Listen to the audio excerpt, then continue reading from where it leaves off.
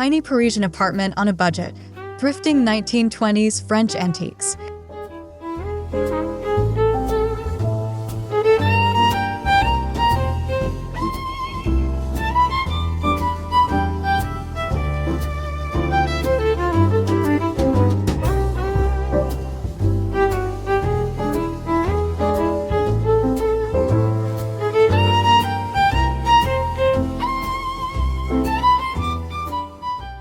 Hello, everyone, and welcome back to my little corner of the world.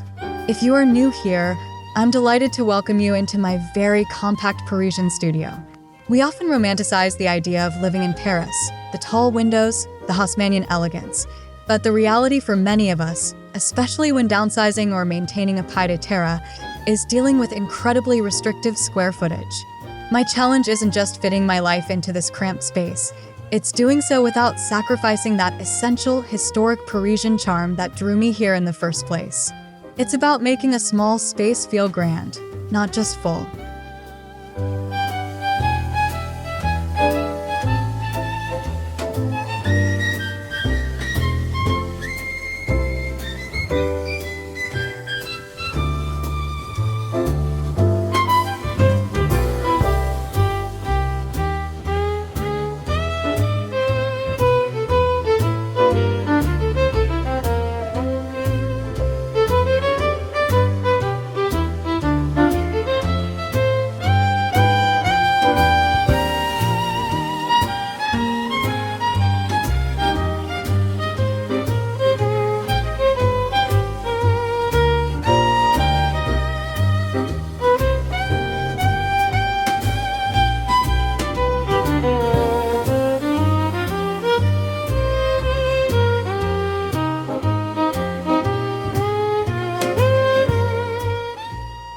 When I first moved into this studio, I faced a dilemma.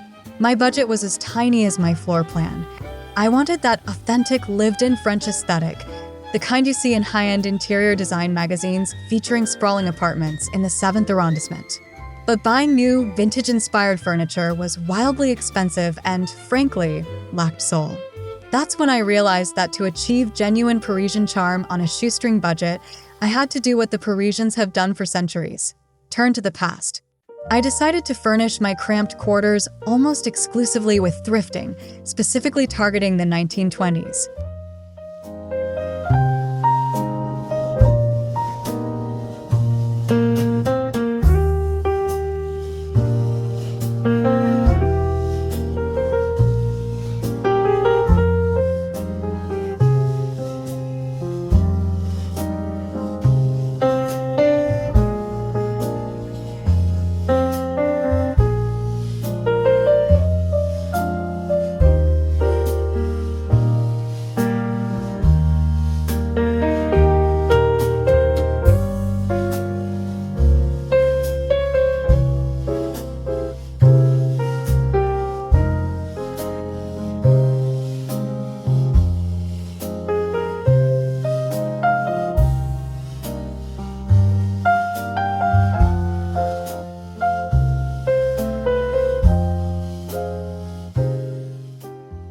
You might wonder, why focus specifically on the 1920s? For a tiny apartment, this era is a secret weapon. The 1920s in France saw a fascinating transition between the floral excesses of Art Nouveau and the streamlined functionality of nascent Art Deco. Furniture designers were beginning to address modern, urban living, creating pieces that were smaller in scale, lighter visually, yet incredibly well-constructed using solid woods and durable metals. These pieces carry a distinct elegance but are sturdy enough for everyday use, making them perfect for a space where everything must earn its keep.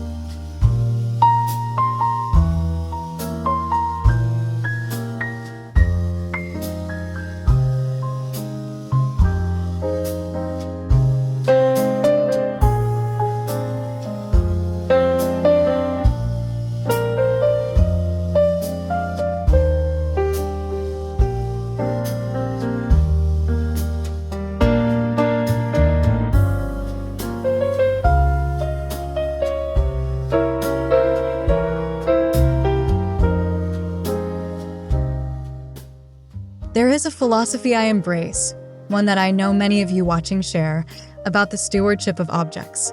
When you bring a piece of antique furniture into your home, something that has survived 100 years of history, perhaps 2 world wars, and countless previous owners, you are adding a layer of humanity to your space that mass-produced items simply cannot provide. In a cramped apartment, where your eyes constantly rest on the same few objects, you want those objects to tell a story. You want them to have a soul.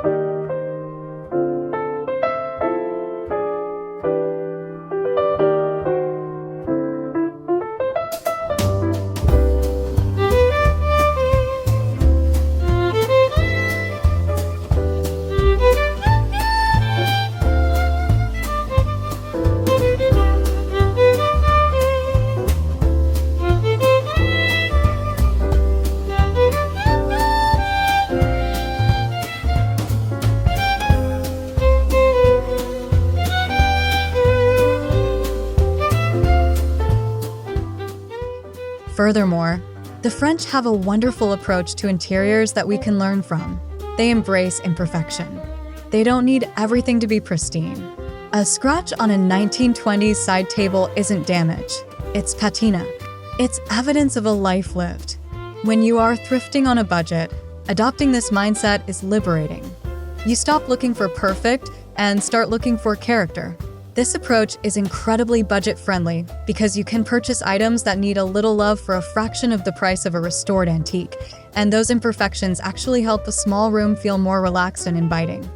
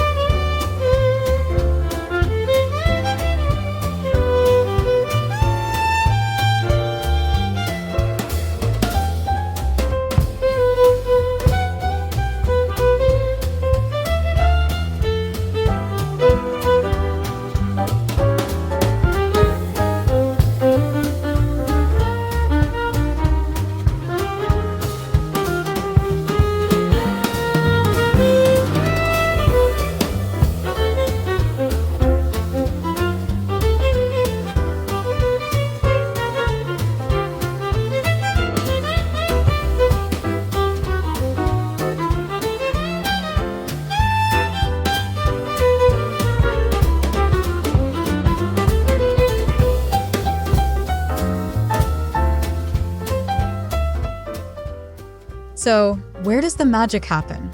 For me, it's usually a cold Sunday morning trek to the famous Marque aux Puces de Saint-Ouen on the northern edge of Paris.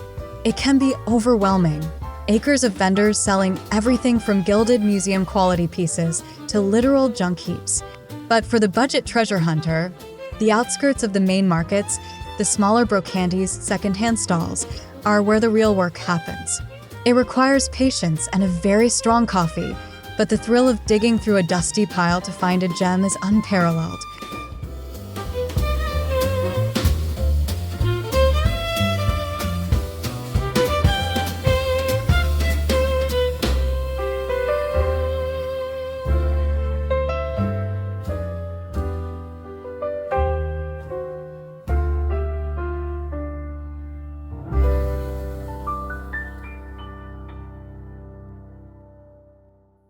The experience of thrifting here is a sensory one. It's the smell of old wax and dust, the cold touch of aged brass, and the sound of vendors negotiating in rapid-fire French. When you are hunting for a tiny space, your senses have to be tuned differently. You aren't just looking at the style, you are constantly assessing visual weight. Will this chair block the light? Is that cabinet too deep for the hallway? You become intensely aware of inches and centimeters. I never leave home without my metal tape measure. In a cramped apartment, guesswork is a recipe for disaster.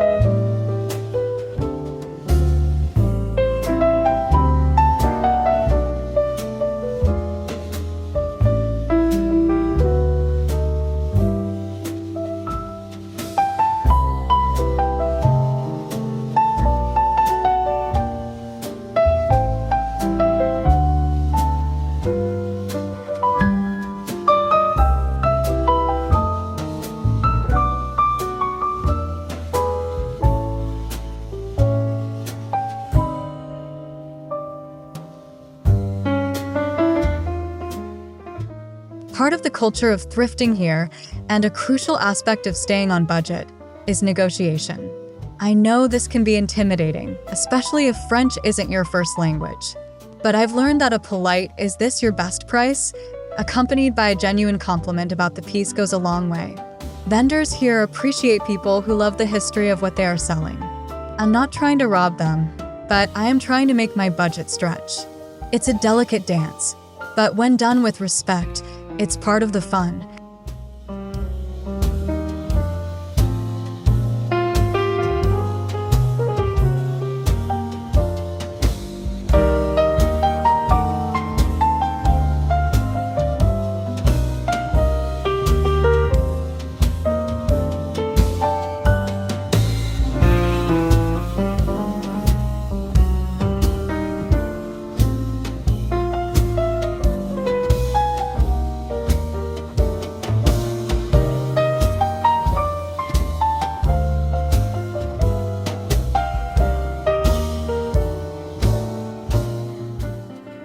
Let me show you my greatest victory, this small, round 1920s bistro table. I found it tucked behind a stack of industrial lamps, covered in grime. It has a heavy cast iron base, typical of the era, and a marble top that was stained yellow. I paid €40 for it. In a tiny studio, a round table is essential because there are no sharp corners to bump into, allowing for better flow. After some serious scrubbing and a marble poultice, it's now the centerpiece of my dining nook, and it feels incredibly sturdy and authentic.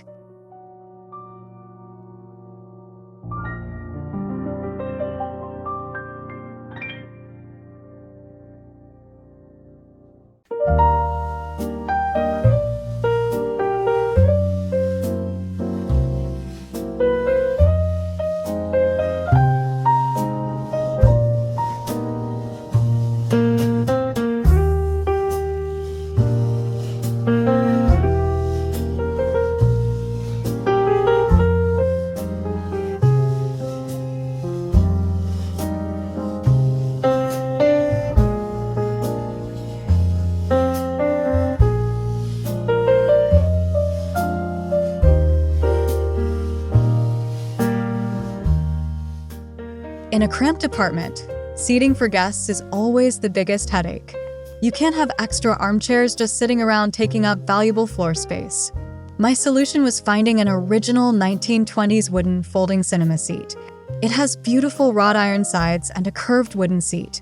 When not in use, it folds almost completely flat against the wall, acting almost like a piece of sculpture. When a friend pops over for wine, I fold it down. It's the ultimate combination of historic charm and extreme practicality.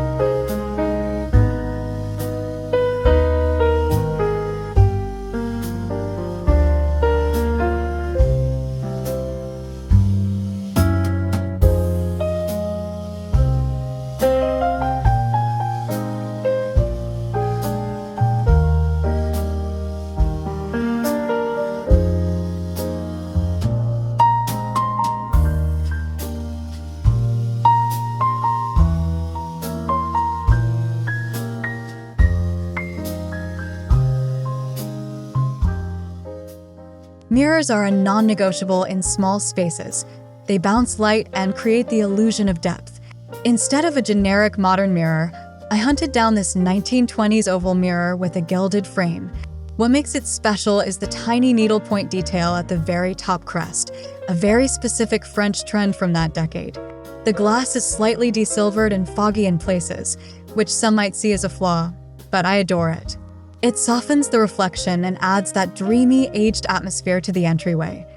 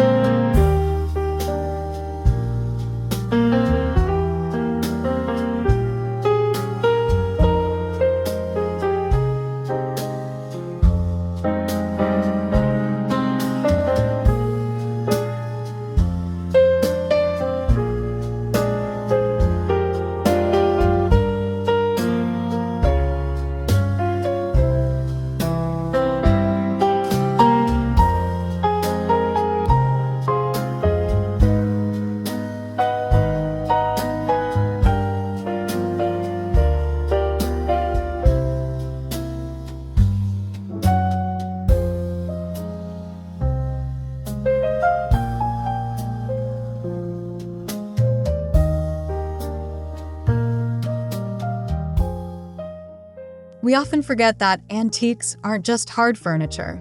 Textiles are the easiest and cheapest way to introduce the 1920s vibe into a cramped room without taking up any space at all.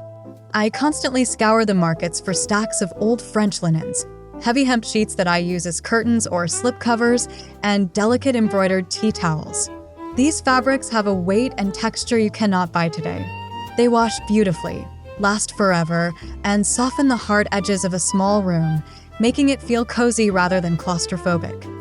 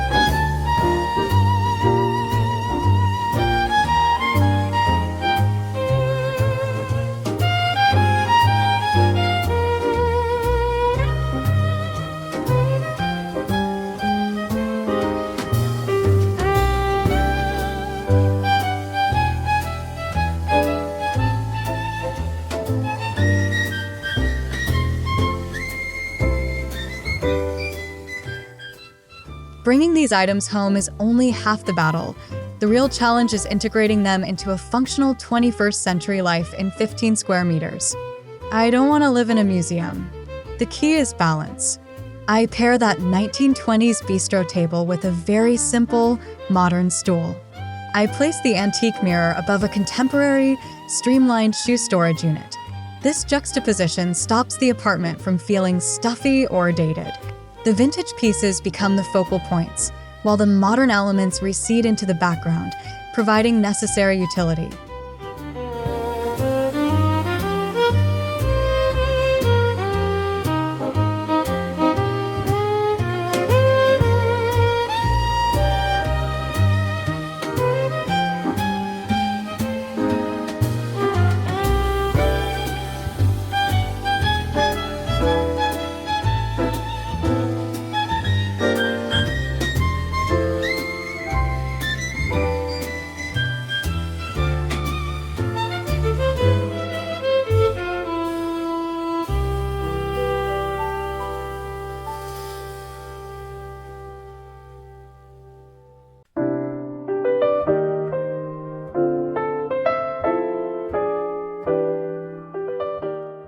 If I can impart one piece of advice to my fellow small space dwellers looking for antiques, it is to be ruthless about scale. A gorgeous 1920s armoire might be a steal price-wise, but if it looms over the room and blocks your path to the kitchen, it's a failure. You must look for pieces with legs, items that are raised off the floor. Being able to see the floorboards underneath a cabinet or chair tricks the eye into thinking the room is larger than it actually is.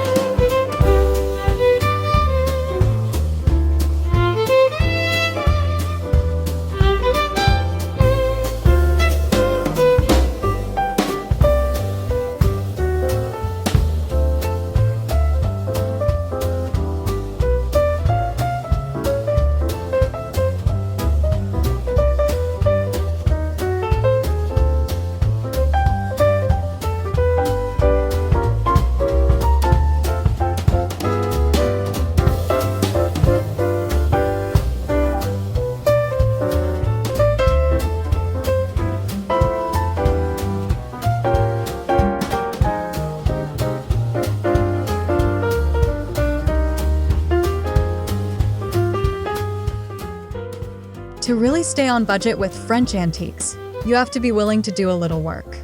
I leave the structural repairs to professionals, but I handle the cosmetic refreshes myself. A good cleaning, a fresh coat of beeswax on dried out wood, or polishing tarnished brass hardware can instantly increase the value and beauty of a piece. It also deepens your connection to the object. You've saved it, you've cared for it, and now it's yours. It's a very satisfying process for those of us with a little more time on our hands.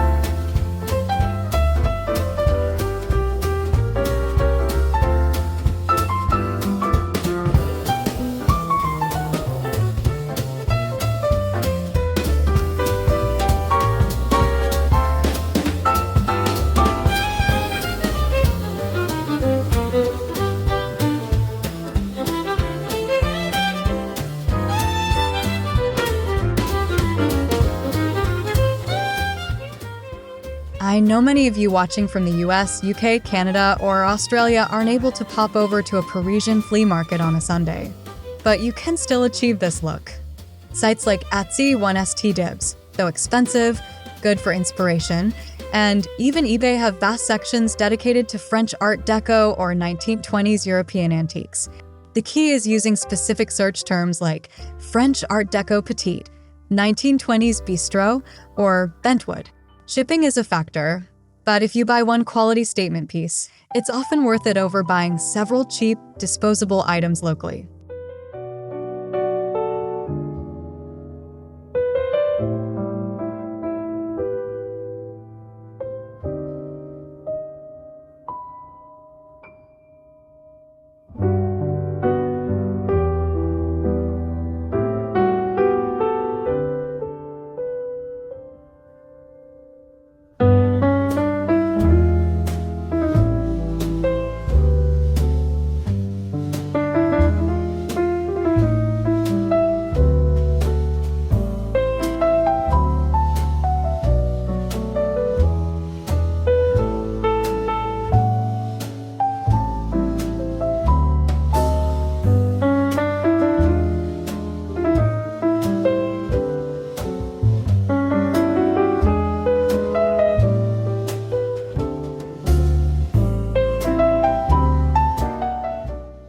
Looking back at the transformation of this studio, the financial aspect is incredibly encouraging.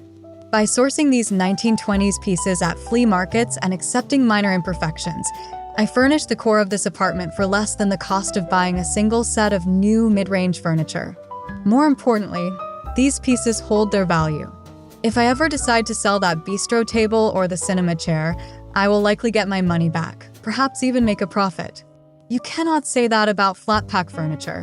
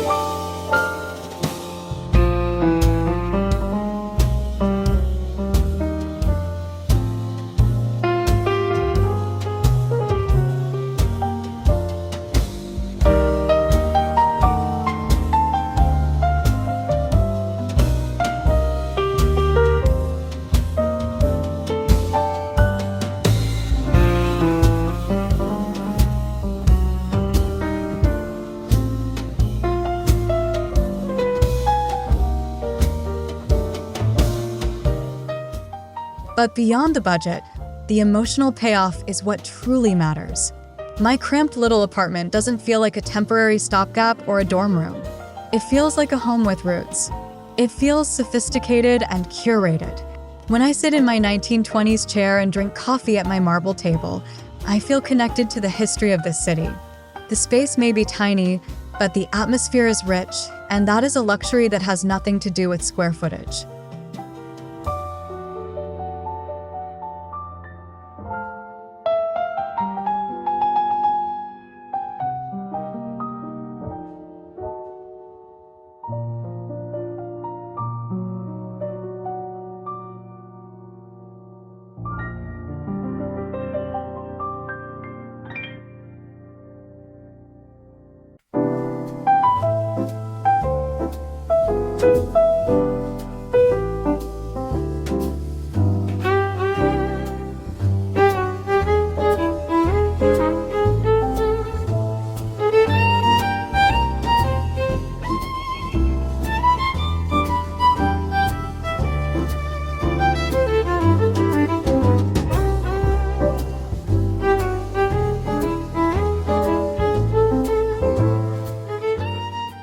I hope this encourages you to look at secondhand items differently, whether you are in a tiny studio in Paris or downsizing your family home in the suburbs. Don't be afraid of older pieces. Don't be afraid of wear and tear. In a small space, every object needs to pull its weight aesthetically. By choosing pieces with history, quality materials, and good design, even the smallest room can feel grand.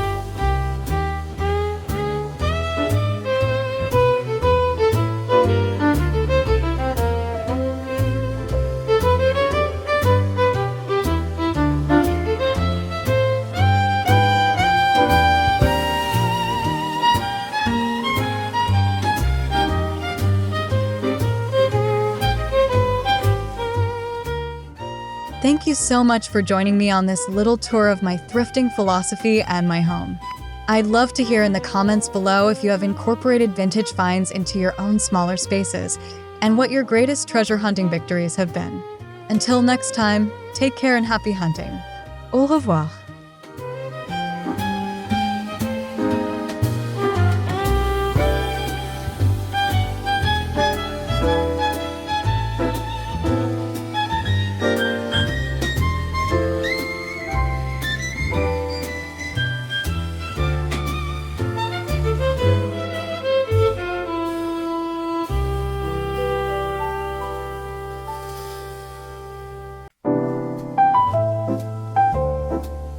Thank you.